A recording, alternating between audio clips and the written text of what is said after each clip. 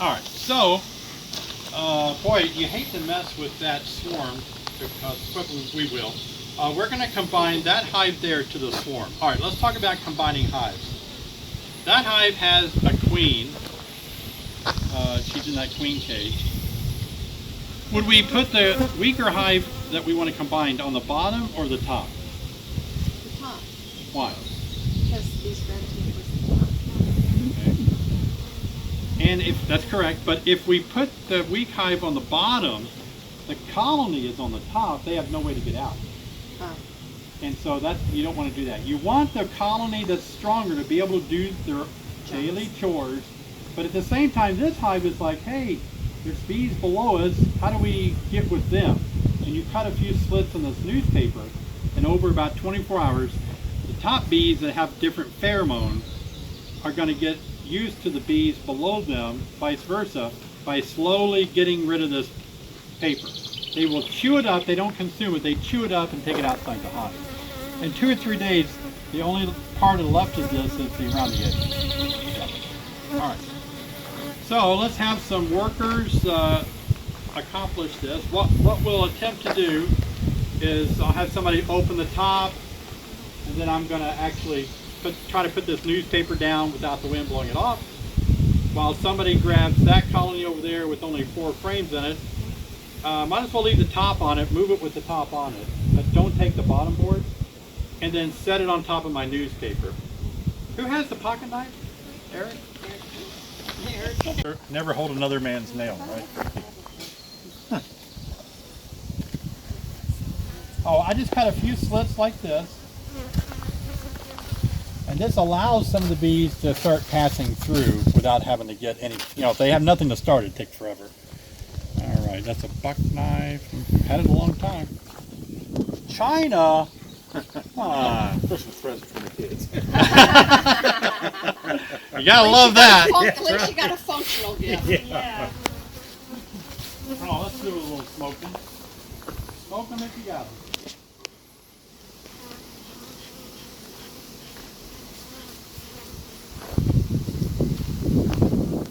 We've been in this hive? Yeah, we were. That's your I swarm was hive. going to say that's your That's new your Like swarm hive. 2 minutes ago. I should be able to get this on there okay with so many bees up there on top, I think. All right.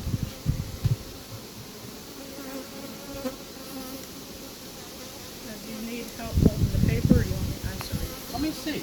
I'm out of the wind. Very nice. The bees really got down onto the bottom of the box well. Yeah, that's good. Yeah, I think I can hold it while you get that one. Yeah. Here, I'm gonna. Well, they came off.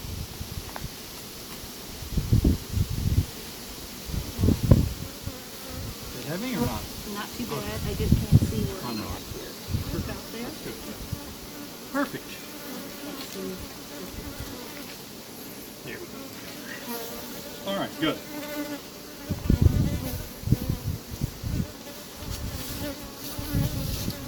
Oh, some bees are on the top, and you go like this.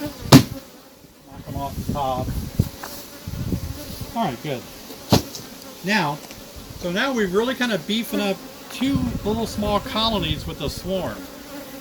But look over here, we got all these bees that are trying to go in that bottom board over here. The easiest way to deal with this is just remove everything that looks like where they used to be. And I would say within, by this afternoon, all of these bees will be going in over there. That's just what they're going to do. In fact, they might even do it as you watch. But they really don't have a strong odor of pheromone because they were queenless already. So they might readily be accepted by this colony over here. And it was small enough, we're not too worried about that. It was small enough for it. So technically they could go to any of those houses. That's correct. They will. They'll go to the front door. They'll kind of say, look, I'm not a robber bee because I'm coming back with all this honey and I've got pollen on my legs. You know what I mean? If somebody came to your house with a big check, lots of food, drinks, ice cream, you'd be like, come on in. But if somebody comes in with an empty bag and a gun, you're going to defend your property. All right, cool. They kill one queen in order to combine it to another hive. So these bees are still carrying some strong pheromones. That's the newspaper just gets them kind of used to each other. All right, very good. I'm going to grab a bee brush and we're going to attempt to take off a honey super. Landing is, you need to leave the runway open. Thank you. So let everybody fly right this path and in. Wow.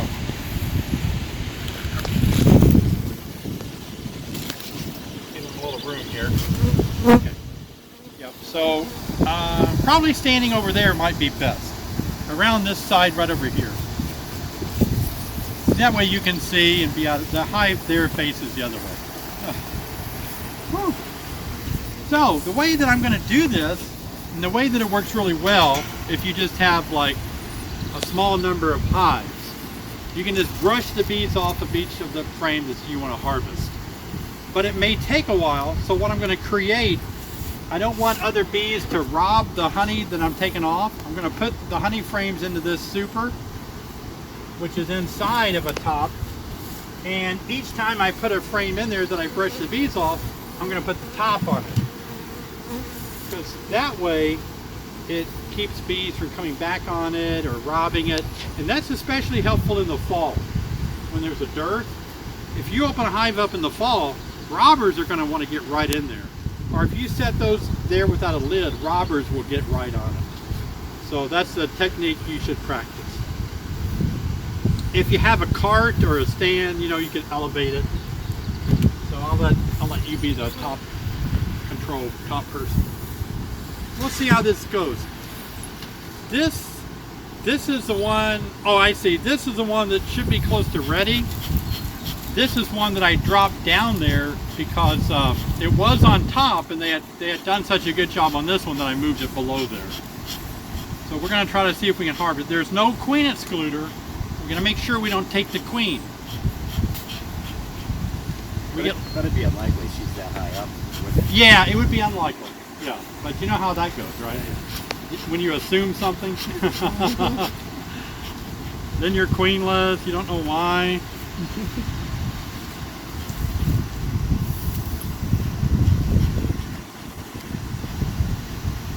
Wow. Very good. I don't want to use a lot of smoke here. It's just going to hit the cappings. I don't want a smoky taste to my honey, right? All right, so let's see what it looks like. Let's see how much of it we can harvest. And we'll talk about how much honey can you take off if it's not completely capped over. Wow, beautiful.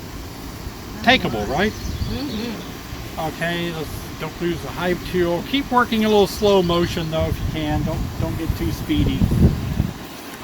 Alright. We're going to brush the bees off like this. You flick them. You don't really brush, you flick. You don't have to get 100% of them, but just get a big majority of them. Uno.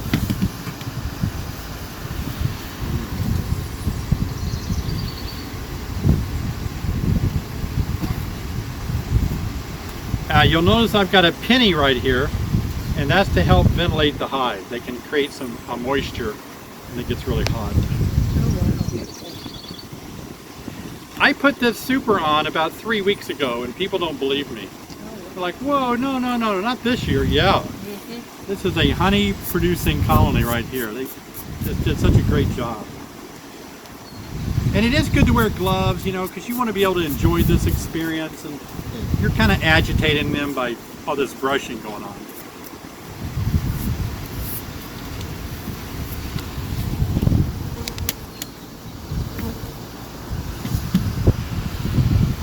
It's a little bit slower than a lot of different ways, but again, if you use a butyric acid, or what's also known as a fume board, you lay a towel on there, put a couple of strips of butyric acid, and all the bees are gone out of this super. You pick the whole box up, and then you really test your back. Yeah. because it weighs close to 50 pounds, 60 Yeah. pounds.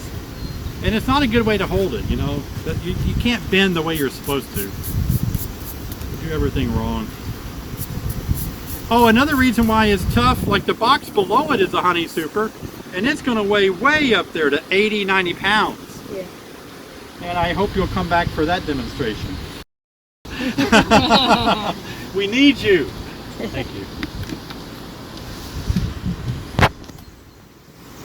Was that hive heavy to pick up that you moved? No. That was No, a, not oh, really? at all. Okay, No, we're good. good.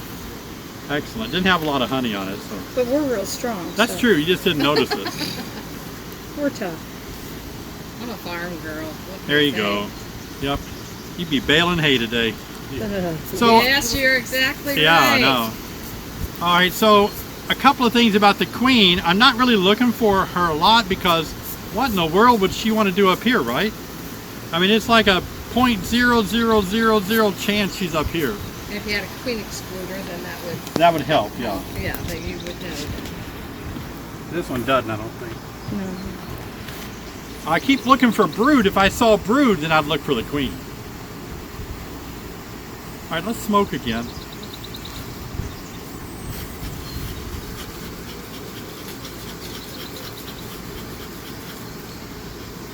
The more you smoke away, the less you brush away, so. I'll let you kind of give that some puffs there.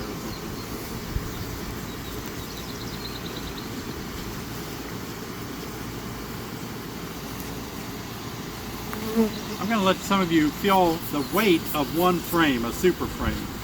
This is a medium frame, 6 1/4 inches long.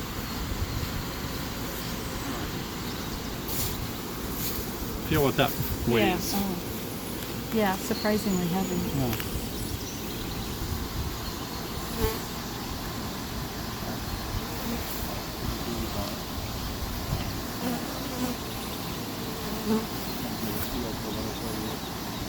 Multiply that by 10, and that's how heavy the hive's going to be. You pull a super off, you know.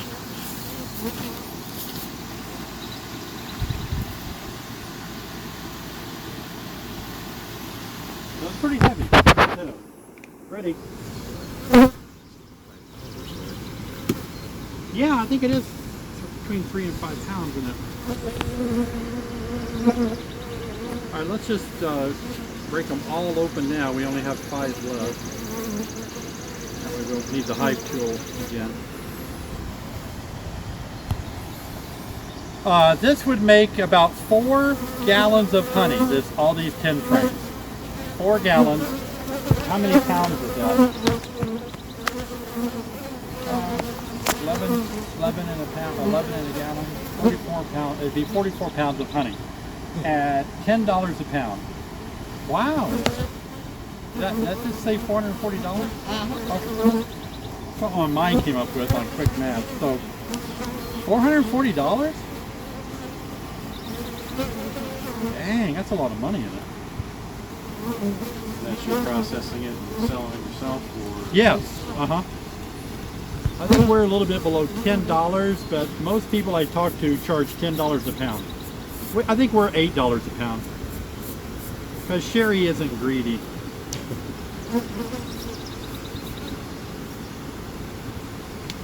They don't like us robbing their honey anymore. Have you noticed that? They are getting a little more agitated at you. Yeah. It is called robbing, and they worked hard for that, right? They did. Hey, where are you going with our winter crop?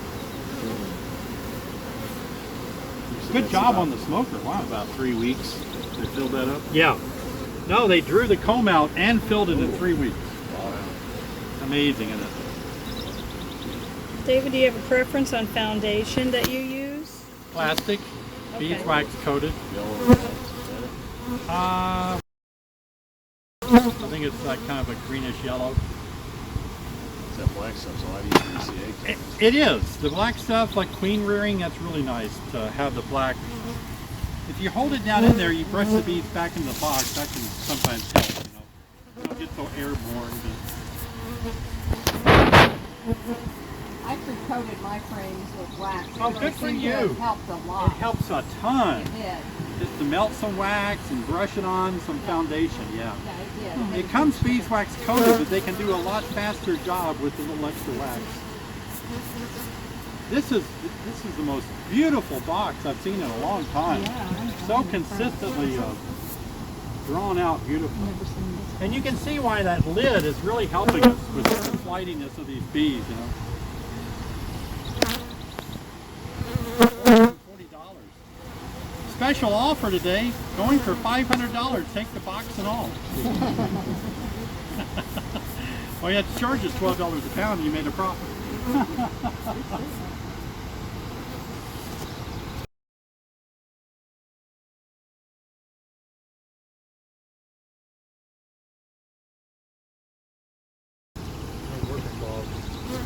One more.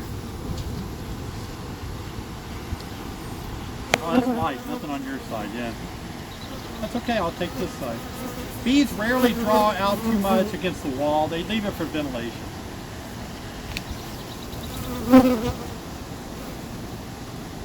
Oh, good. What to do, what to do? Well, we should have brought 10 frames of honey super frames out here. But I'll have to remember to do that today. Because, you know, got another good month of honey production. So I'll just come back and put 10 new frames. The best thing to do, harvest that today, and then this afternoon after you harvested it, put it right back on. Put those frames right back in wet. They're called wet super. And when you do that, wow, they fill it up so quick again. Because they're drawn to the wet super. More than having to build out foundation. Let's have two people pick this up. I'll get this side. Yep. Wow. Sweet. That's weight. Not a bend. There's a high go on top of this. But notice how I'm using this cardboard to shade the box. And if you can keep the cardboard from, you know, wilting like that, you can use a piece of a 4x4 piece of plywood on a hot day like today, and you can make this really help shade the box without putting the hive in the shade.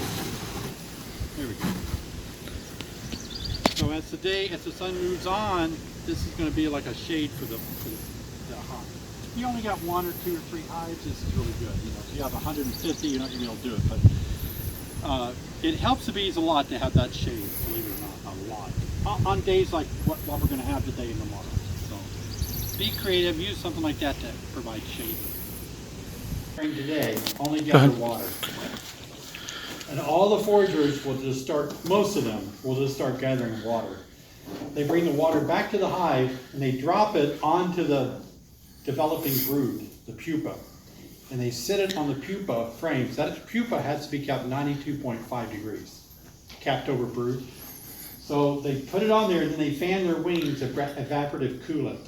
And they cool the brood to 92.5. If they can cool it better than that, easier, then they can start foraging for nectar. But they need that water. They don't really drink water like we do. They use water to, sometimes the honey gets too thick, they'll use water to thin the honey down. But normally the water is used to cool the hive. They don't have the water need that we have. They get most of their water through the nectar, which is 80% water when they gather it up. A lot of people think bees are thirsty like we are, but they're not.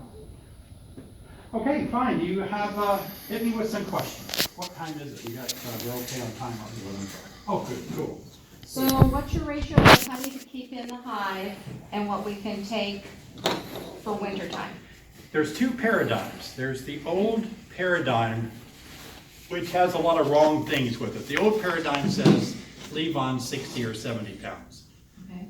And that's fine, but what I choose to do, because if you leave 60 or 70 pounds of nectar or honey on your hive for winter, that's what you mean for winter. Yes. It doesn't have any protein in it. And so bees can't really build a lot of larvae or brood during the winter without protein. So what I'm very comfortable doing is taking, if I want to, I can take it all off because I feed my bees with my winter bee kind all winter. It has a mixture of carbohydrates and protein. Okay. And that builds the brood up all winter. So I have more bees in the winter time than any other time of the season because their bees live 6 months in the winter, they don't die. Now I've got bees dying every 35 days. Even though they're making a lot of brood, they're dying fast. If I feed them a lot of protein from my winter bee kind, they build so much brood that they don't even have to cluster that often. But it's kind of scary. If you've used the winter bee kind, you come out of spring going, oh my gosh, this is a monster hive, what do I do, right? Okay. It's scary. You can watch so many videos where I open up those hives that have come out of winter with the winter bee kind on it. It's overwhelming because I just raise bees all winter. That's the new paradigm. Okay. Bees make heat. So the more bees you raise in the winter, the warmer they stay. You're going to have more varroa mites because they've been raising generations all winter. So you got to come out of winter and start powdered sugar shake, green drone combing it, get the numbers down. But that's, and you have the potential of swarming pretty early. So you have to battle the swarming. You worry about wrapping your hives or anything in the winter? I don't worry about it. I've done it as experiments and I've read a lot of literature on it. I have done it. I did it all my hives the year before. Last year I wrapped 1 or 2. I didn't have enough duct tape and the wind just devoured it, so I let it go. And they all survived the winter. So if you got 40 to 50,000 bees all winter in there making all that heat, you don't need to wrap it. So like these on the north side, I think that's the north side. That's, yeah. I live out in the field like this. And yeah, they did. I was concerned about the ones wrapping on this side and that side did really good. Yeah, I didn't lose any from that kind of a loss like that. You leave your bottom screen board in all Bottom screen board just like it is. I would say it really does work well if you take a hive on one of these black stands that's off the ground a little bit and you wrap it with batt insulation, B-A-T-T, the wall insulation with the paper backing. Wrap them with that and wrap them all the way to the ground. Cover, block off the bottom entrance, wrap them to the ground. Inside this wrapping of batt insulation, screen bottom board to the ground leaves a gap like that. That means all the garbage like varroa mites and wax and stuff can fall out of the hive, not onto the bottom board. And then you don't have to worry about mice getting in. The winter bee kind, if you're not familiar with it, I'll show you one, but it has an opening in the top and the bees use it to go in and out. And so it's right there by the food. They can eat, take a potty break, come back in. All activity is from the top of the hive, not the bottom anymore during the winter. That is optimal, for sure. So my bees. So you totally close off the bottom? Totally close off the bottom. Okay. Yeah, there's no need to have that open. Okay. Because you have ventilation from the screen bottom board, that gap between. But I've wrapped it so wind's not blowing up in there. Yeah. Other questions? So harvesting honey, I'm not lucky enough to have, frames full of capped honey.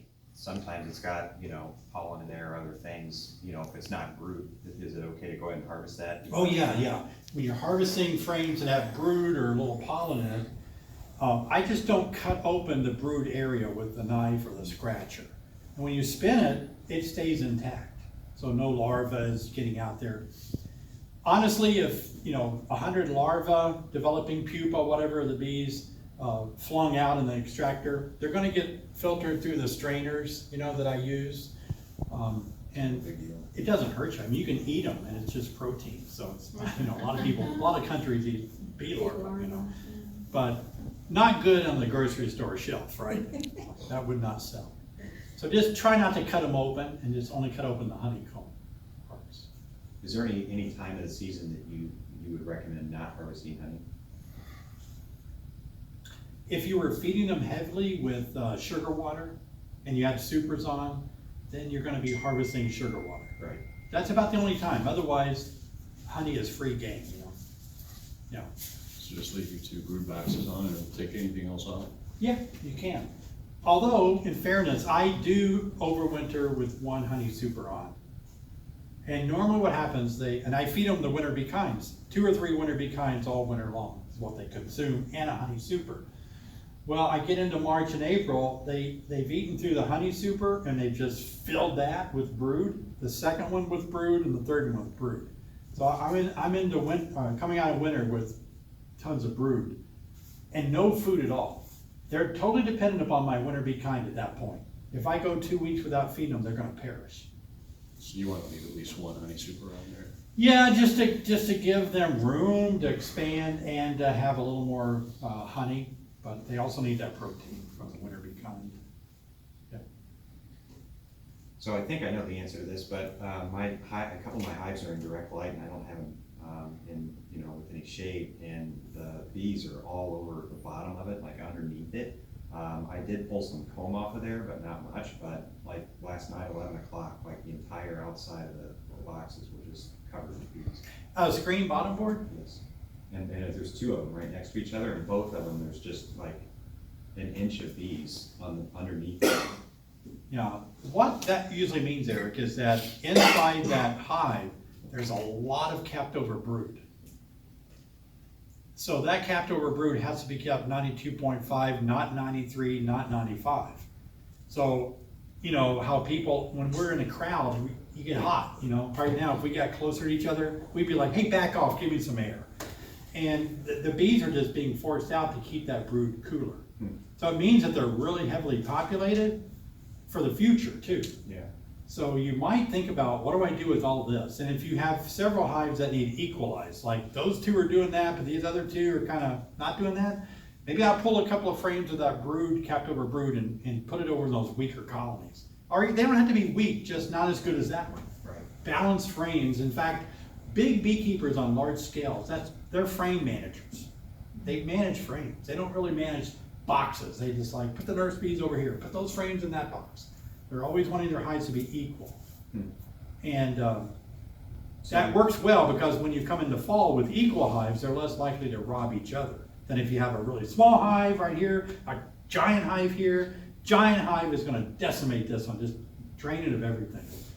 So you need to have them equal. I don't know, you're worried if you have like Russian bees or Italian bees when you're changing those cones, as long as the queen's not on, or changing the frame. Sorry. If you have colors. I understand your question. So in this room right now, we all have different, we have different nationality background. I mean, if we did a DNA, an Ancestry.com test, some of you might be from different regions, right? But I thought we got along pretty good. I wasn't offended that you might be from France, or I didn't really take that personal, And so bees are the same way. They're Apis mellifera first, and then their location they came from. So we are humans first, so we can get along. We're not going to hold that. We used to do that. That was sad, but we don't do that anymore. So don't worry about that. No, not a problem. Not at all.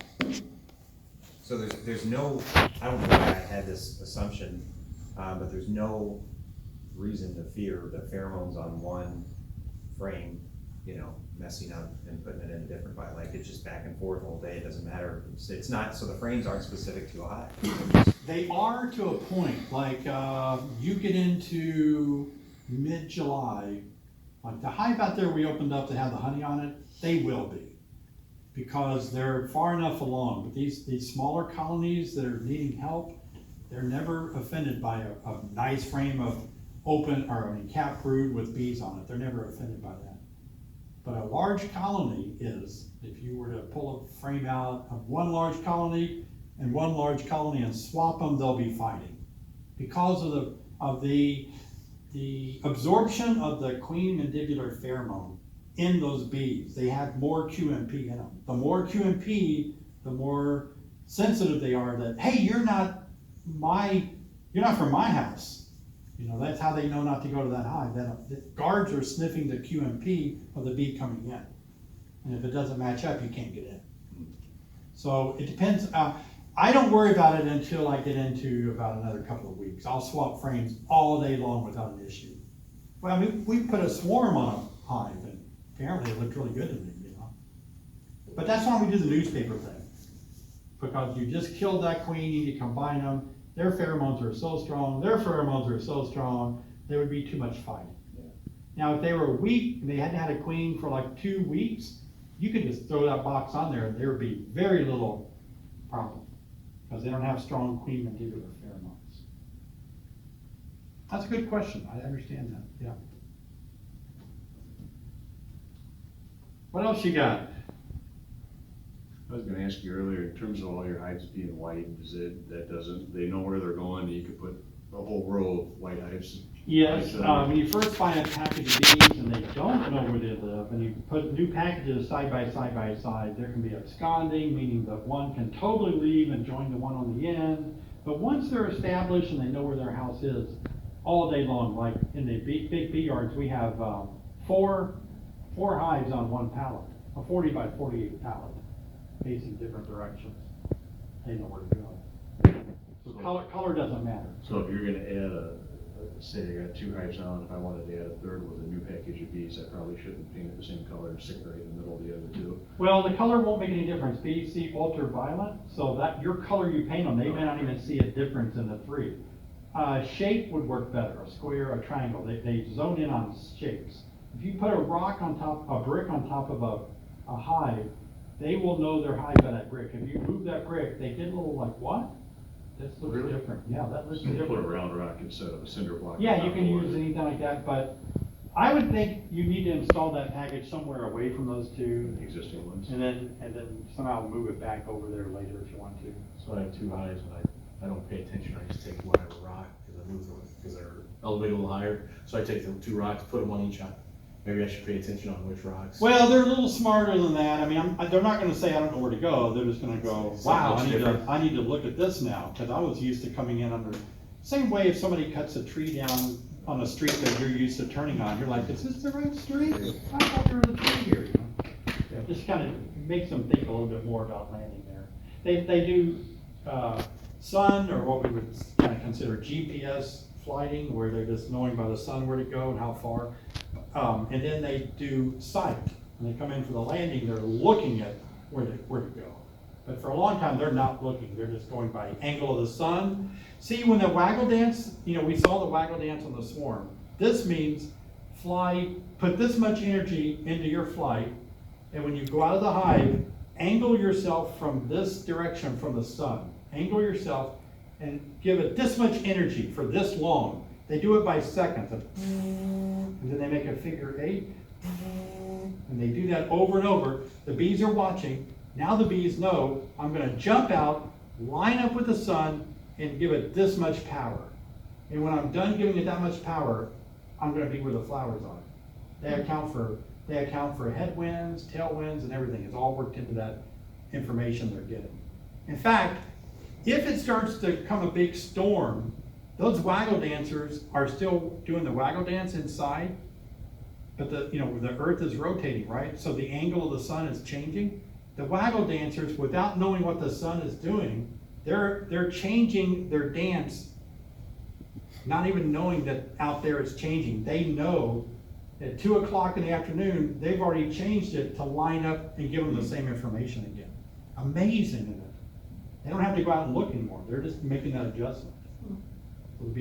I used a computer program, and I was doing the math with a stopwatch, timing the waggle dance, the direction, I got the direction perfect, entered it all in the computer, went on to Google Maps, put in the telemetry, marked the spot where Google Maps said my bees were going, marked my bees, drove over there they were. It's that precise within feet of what they're doing. It's amazing. That's how they know where all the good flowers are. All right, well, we're gonna call this quits, and I'll be around a little bit. Sherry's in the store if you need to buy something on your way out. But hey, it was great being with you guys. I had a blast out there. Thank you very much. Appreciate it. You bet. Thank you.